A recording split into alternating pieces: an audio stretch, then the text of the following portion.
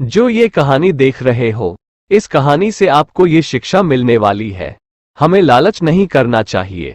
यदि लालच किए बिना संतोषी जीवन जीते हैं तो आप सुखी रहते हैं।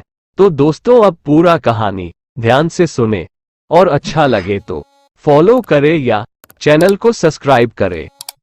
एक बार की बात है, एक जंगल में एक चालाक लोमड़ी रहा करती थी। गर्मियों के दिन थे और वह भूख से परेशान होकर जंगल में भटक रही थी। बहुत देर जंगल में भटकने के बाद लोमड़ी को एक खरगोश मिला। लेकिन खरगोश मिलने के बाद लोमड़ी ने खरगोश को खाने की बजाय उसे छोड़ दिया, क्योंकि वह इतना छोटा था कि उसे खाने से लोमड़ी का पेट कहाँ भरने वाला था। इसके बाद लोमड़ी आगे बढ़ी, फिर से जंगल में भटकने लगी।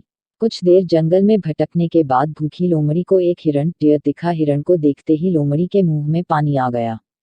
लोमड़ी हिरण को पकड़ने के लिए उसके पीछे दौड़ने लगी। लोमड़ी ने अपनी पूरी ताकत से हिरण का पीछा किया, पर हिरण लोमड़ी की पकड़ में नहीं आया। अब लोमड़ी खाने की तलाश में बहुत ही थक चुकी थी। जब लोमड़ी के हाथ हिरण भी नहीं लगा तो लोमड़ी सोचने लगी कि इससे अच्छा होता वह छोटे से खरगोश को ही खा लेती जिसको उसने छोड़ा था।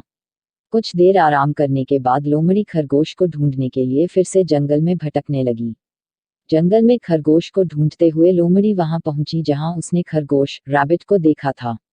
लेकिन लोमड़ी को वहां खरगोश नहीं दिखा।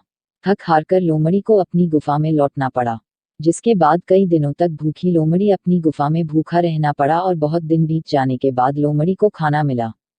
कहानी की सीख। उपरोक्त लोमड़ी की कहानी से हमें यह शिक्षा मिलती है कि हमें लालच नहीं करना चाहिए।